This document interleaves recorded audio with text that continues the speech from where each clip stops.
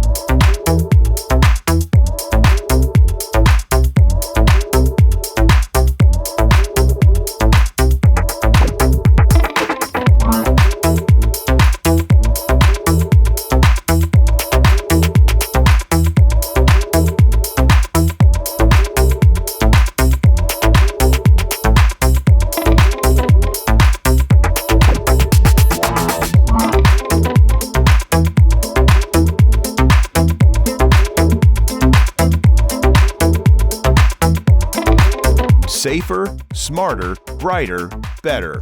We are Ayla Lighting.